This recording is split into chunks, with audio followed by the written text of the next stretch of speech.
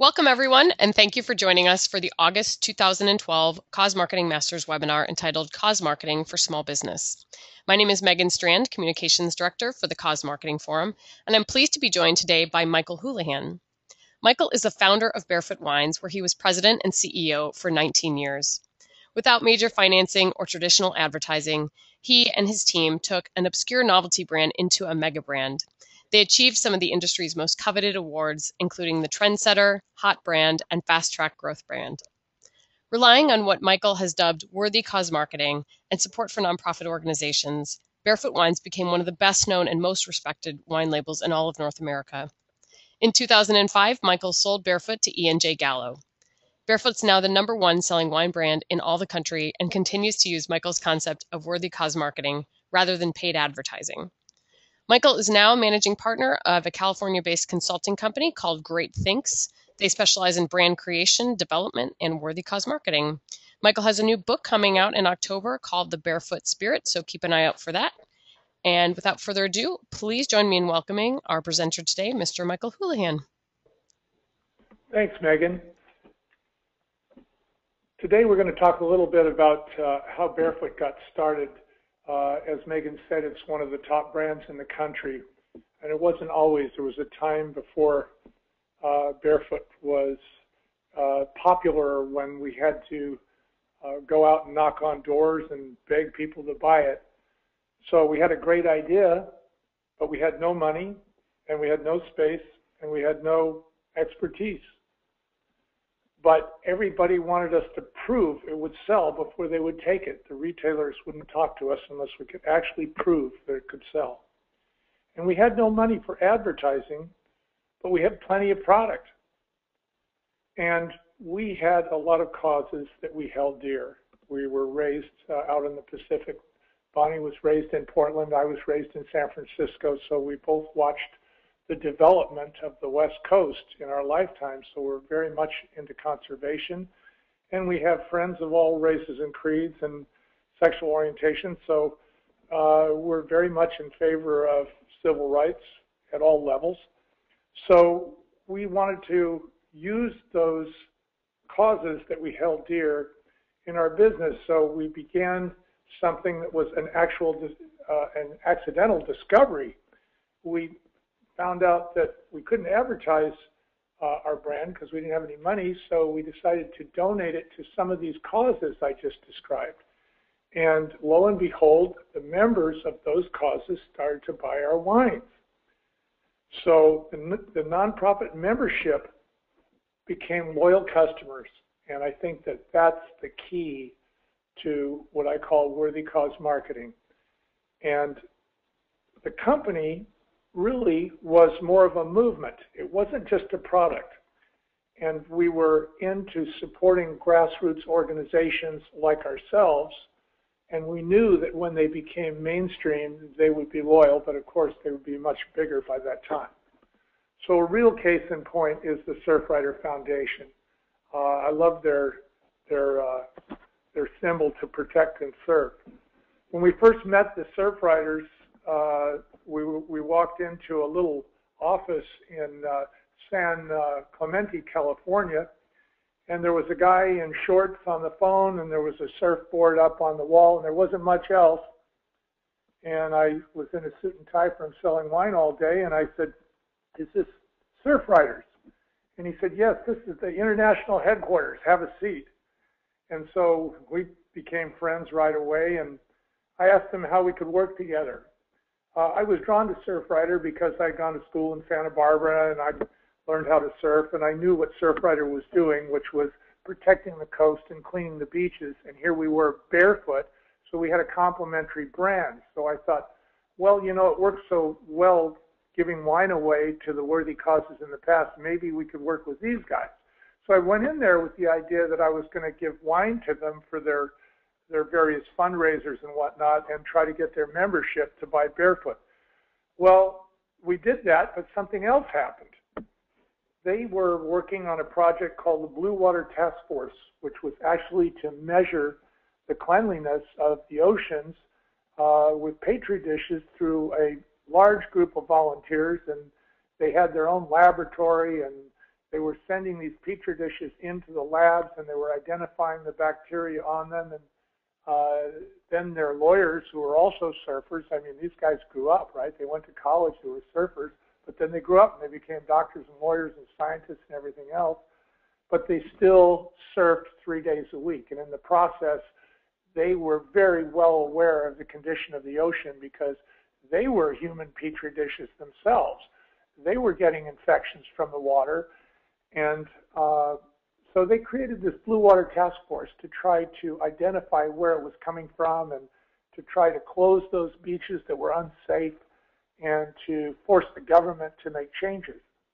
And they ultimately were very successful. But when they started out, they were just a grassroots organization. And so we asked them how we could help. And so what we came up with was the idea of having neck talkers, which is really a wine industry expression for a sign that hangs on the bottle. And you see the picture there, the bottle goes right through the hole.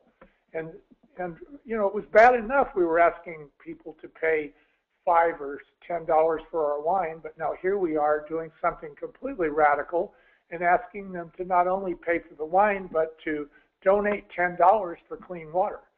Well, it wasn't as crazy as it sounded because it turned out that the type of customer that we had was a 37-year-old woman with 2 kids who was interested in her kids not getting infections and interested in the safety of the beach.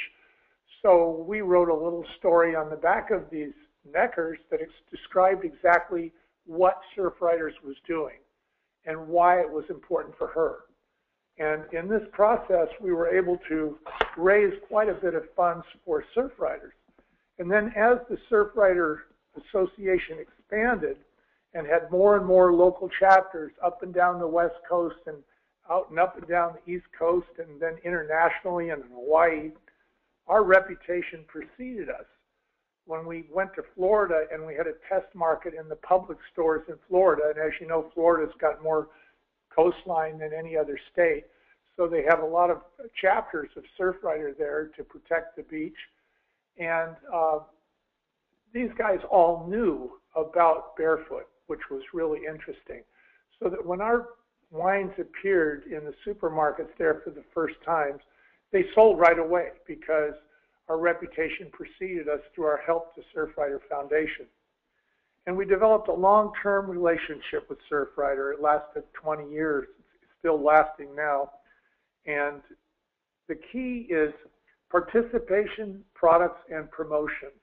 So there's a lot of small businesses that can't afford to get involved with $25,000 sponsorships, but they can participate like we did, and they can donate products, and they can promote the cause.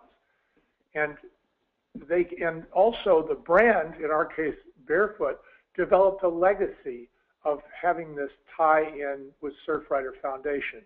And it's interesting because Cause Marketing, who's sponsoring us today, gave the Halo Award recently to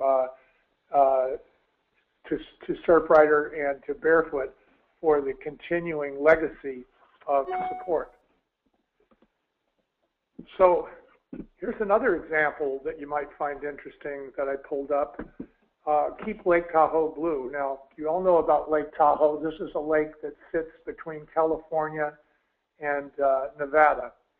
And needless to say, we were selling wine around this lake, and we're also selling wine in Reno, Nevada, and in Sacramento, California, and in San Francisco, California, and in fact, all over the region. And so we, at the time, we found out that Keep Lake Tahoe Blue, which is really the League to Save Lake Tahoe, had a similar grassroots worthy cause that we found worthy because we identified with it so heavily. You know, we're barefoot, and so we want to keep the beaches friendly. We also want to keep the lakes barefoot friendly. And so it had a complementary theme. We decided to do something really radical. We took sides on a very controversial issue because on the one side you had the developers, the realtors, the gambling casinos, certainly all of the recreational businesses in and around the Lake Tahoe area, basically saying that the Keep Lake Tahoe Blue people were, at the time, radical environmentalists and that they were hurting the very economy. So we decided to do something very radical, and we decided to support them, even though we were warned against it and we were told that it would hurt our sales. So we offered them an in-kind donation. Again, we gave them products, publicity, and participation. In this case, we donated wine to their fundraisers and to their meetings. We also provided publicity by hanging another neck tag that looked like the Keep Lake Tahoe Blue sign that you see in the upper right-hand corner of this slide on every bottle, thousands and thousands of bottles in hundreds of supermarkets and grocery stores and wine shops all around the Lake Tahoe Basin in 100 miles in every direction.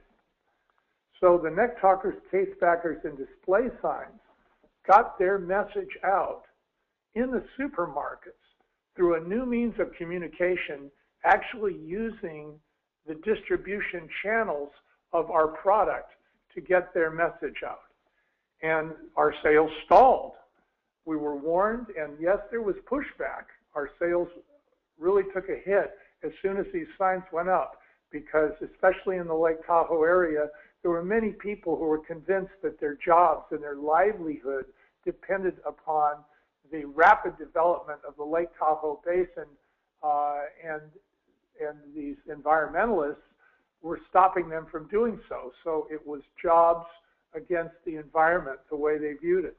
But then, boom, Deus ex machina. The President of the United States shows up, and he says that this grassroots organization, whose slogan is Keep Lake Tahoe Blue, is an example of a grassroots organization that's actually saving the very environment and the economic environment of Lake Tahoe, because after all, people go to Lake Tahoe because of the blue lake and the crystal clarity of the water. And if that's lost, if there's an algae bloom, if the lake turns green because of poor practices for sewage and what have you, that it's going to hurt the economy.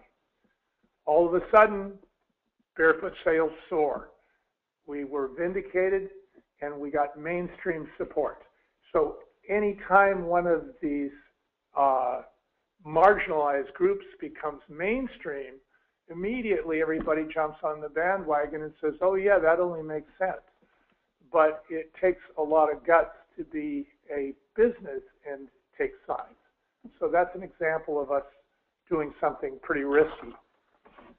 Another thing that we did that was risky at the time, in 1990, was we hired the first openly gay national wine sales manager. This is a time when AIDS, the AIDS fear, and ignorance about AIDS was rampant throughout the country, and the entire gay community was marginalized.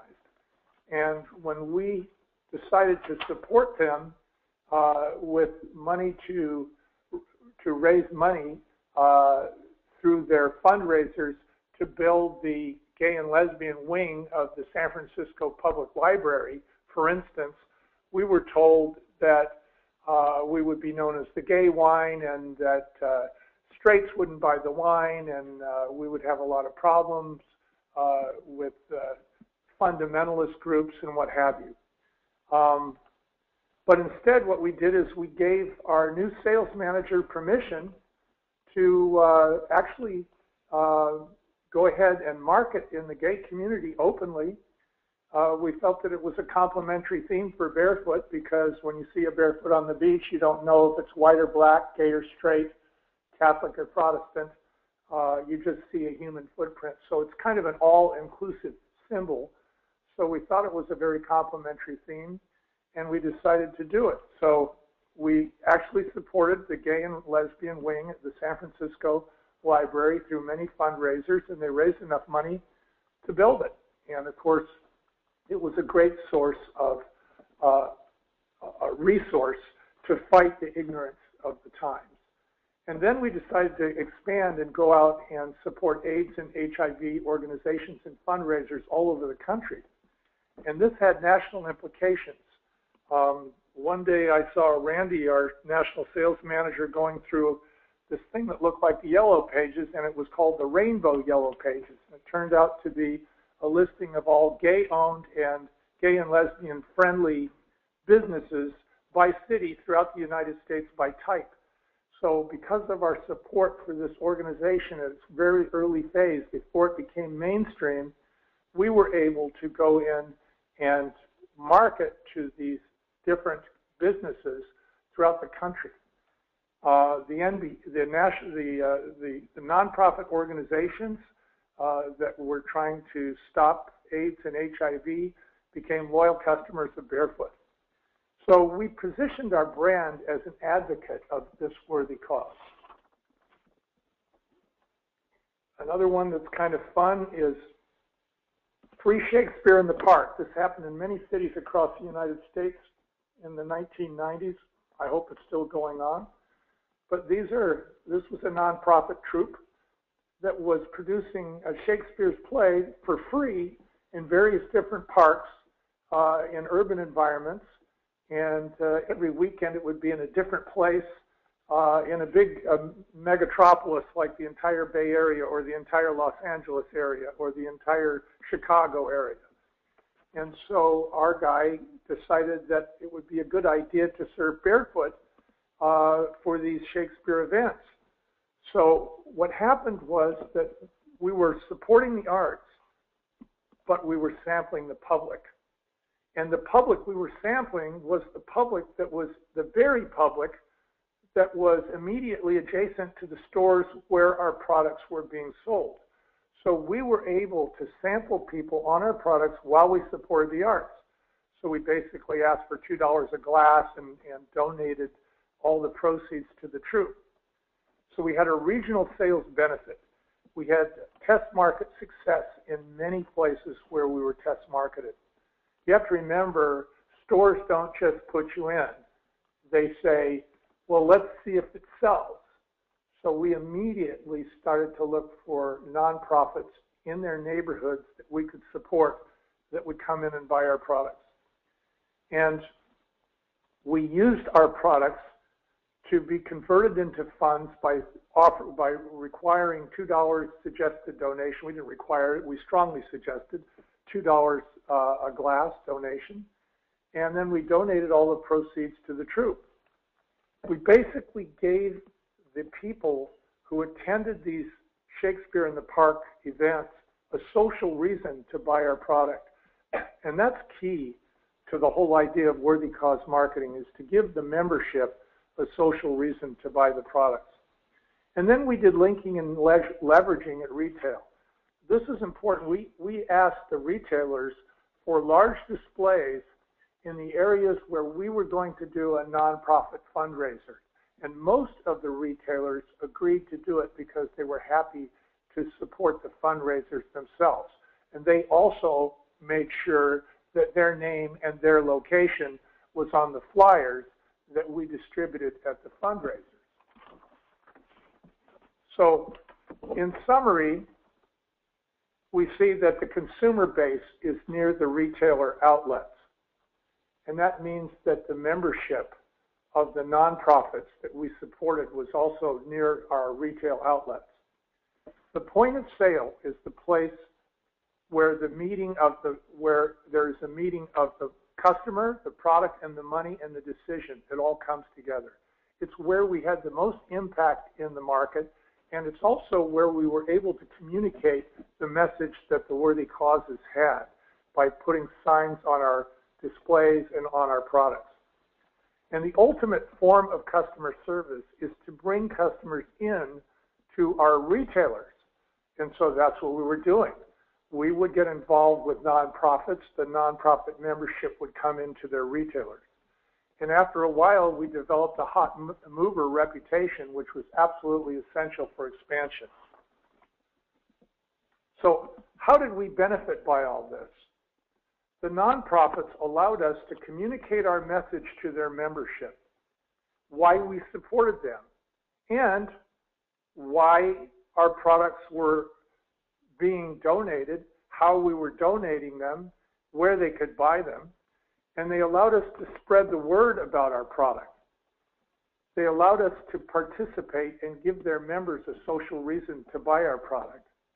And they allowed us to sample and share our product at their fundraisers. But of course, there's always some bumps in the road, and people are always interested in what didn't work. So here's some examples of, and I'm not going to name names because I'm not going to throw anybody under the bus, but these are some things that happened to us in the cause of worthy cause marketing that we think we would have done differently had we have known. One of them was a fundraising donation we did for a major dancing ball that was thrown to raise money for a worthy cause. And when we went to the fundraiser, we were at the ball and we were wearing black tie and Bonnie was wearing her outfit, and here comes the guy with the champagne, and it's our champagne, you know, it's Barefoot bubbly, we know it. And so there was no sign and the bottle wasn't visible, so Bonnie said, by the way, what kind of champagne is this? And the pourer didn't know. He said, I have no idea. So that was something that was kind of interesting because we thought that we were going to get name recognition. Another thing that happened was we were trying to help a hospital. The hospital was a nonprofit, and we donated wine to their fundraisers, and we even donated our own time to help them with marketing and what have you. But they got into political and legal complications that began to show up in the newspaper, and it began to reflect on our business. So we had to discontinue our relationship with that particular nonprofit. We also had a nonprofit that we were supporting for years, and then they finally got a new director, and the new director decided that in-kind donations didn't deserve to get to use the logo. He decided that he wanted nothing but cash if we were going to use his logo and call ourselves supporters. So all the wine that we were giving them, all of the promotion that we were giving them in the supermarkets and in our distribution channels to get their word out, he evidently didn't think it was worthwhile. So he wanted to charge us and actually sell his logo to us. So that was another one that we had to move on from. And the last one was really crazy. We were invited to pour at an event, and we were told that they had a license for the event, but they didn't. So we got fined for basically breaking the law at the event. So that's the kind of thing that we have to be careful about. So we developed 12 things as a result of all the great things that happened and all the things that happened that weren't so great that we asked the NPOs for, and we've listed them here for your benefit. We asked them for to allow us to use our company logo and give us recognition on their invitations, in their media, on their newsletters, and on their websites. We also asked them to say something nice about us from the podium, like thanks for the free wine or thanks for your support all these years. We also asked them to give us links to our company's website, and of course we linked on our website to their causes. We also asked them for complimentary event passes, such as thank yous, which we could give to our local buyers. We could go to our buyer and say, here, you know, here's a free pass to a wonderful dinner and dance that's being put on by the local Boys and Girls Club to raise money for their charity. We also asked them for copies of their invitations and announcements, which we used in the stores to promote their events. We asked them to allow us to put up our signage at their events, so basically a banner. We also asked them how our product would be used. Would it be consumed? Would it be auctioned? And would it be visible? We didn't want it to be. We didn't want our wines to be poured if nobody knew which wine it was. We also asked for a display table for our company's handouts, and we also asked for flyers listing the retailers where they could buy our products. And a special note here was that our retailers all wanted to be listed on the where to buy list. So this was a great example of linking and leveraging that enabled us to involve the retailers in the nonprofit. And then we asked them to display our product prominently in plain view of all the attendees. And I gave you the donation example of the champagne. And then we also asked that they allow our representative to attend, give them a parking pass, maybe allow him to address the attendees, why did we support their group, and what we were doing to help them. And lastly, to provide our company with all the event information so we could get it out on our website and help promote their event. But as you can see, none of these things required any money. These were all things that were easy for the nonprofit organizations to provide us with. So if you want to partner up with a good cause and you're a nonprofit, there are 4 things that you should really consider. Consider the graphic proximity. In other words, the geographic proximity. How close is the product to your membership? Is it being sold in the stores next to your membership? Is it the right product or service? Does it ring with what you're doing? Does their product need the kind of future that you envision to be enjoyed by their customers? Or is it something that their owners are very keen on? The right size. If you're a small NPO, maybe you need to work with a smaller business. And what is the potential to benefit? So you have to think about, what is a long-term effect? How can you help the business? Do you have people in your membership who will buy their products? When you approach the business, you have to be lined up with what your potential benefits are. So that's basically a summary of what we call worthy cause marketing. But here it is in a nutshell. Smaller companies should look for smaller NPOs. Local customers are members of local nonprofits. Companies should choose a nonprofit with a cause that is worthy of them, their company, their product, and their market area. And they should promote the nonprofit's goals using their own assets. They should ask the nonprofit for what they can easily give, address their membership, link and lever their support for the nonprofit, and grow stronger together. So that's it. That's worthy cause marketing. Hope you all enjoyed it. But one of the questions we get asked often by nonprofits are, what is the best way to approach a business? So have you seen nonprofits approach you with in ways that resonate particularly well with you, or are you always the one going out and soliciting to nonprofit organizations? Well, that's a good question. I would say most of the time we're the ones that have gone out and done the soliciting.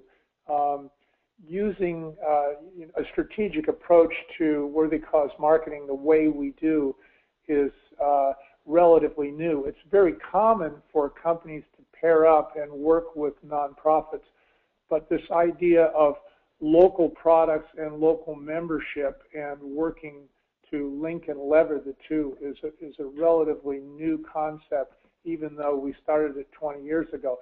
But I would say, to answer your question, that nonprofits that approached us knew that we were in their marketplace, and they knew that we were trying to market our product and that we were a new product and that we were marketing it in the territory where they were trying to do something, whether it was the location of their Boys and Girls Club or whether it was a chapter of the Surfrider Foundation. They knew that we were in town, and so they would call us up and say, hey, we understand that this is a cause that you're supporting. This is why I think businesses need to identify the causes that they support and be more than the products they produce, because that kind of puts it out there. But for a nonprofit to actually discover, seek out, and target a company it requires a trip to the supermarket, I would say, and also, watch your television ads and go out and go online and see what these companies are selling. Some of their products absolutely are perfect for some of the causes that are out there.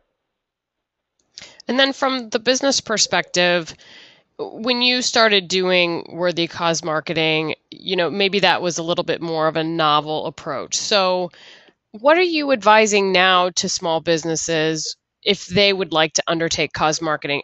Are there ways they need to differentiate themselves even more now because there's more cause marketing happening in the marketplace? Well, yes, I think so. I think, I love the way that Subaru has uh, differentiated its product. It's not a car, it's an escape vehicle. And they're going after the 30-somethings. So their vehicles are all four-wheel drive vehicles, and they have lots of, cute little snaps and clips and brackets that will take your skis, your canoe, your bicycle, your backpack, and so they naturally support the American Canoe Association and whatnot. But what companies can do is really to better define their product in terms of the general causes that improve the life that they are trying to improve when they sell their product. So if you think your product is going to improve somebody's life, find out what else is going to improve their life that works together with your product and come out and differentiate yourself. You can develop a pretty narrow niche. I mean, Barefoot, we talked about the beach right off the bat. It was a narrow niche. We were, beach wine, a California style. What could be more perfect than that kind of thing? So I recommend that the companies themselves do a better job of defining their products and their positions, take a position on things, and that's going to help them discover the causes that work the best for them. Fantastic. Well, thank you so much, Michael. This has been great. I really appreciate all of your fantastic examples, and I appreciate everyone joining us today for this webinar. So we will see you again next month. Thanks so much for joining us. Thank you.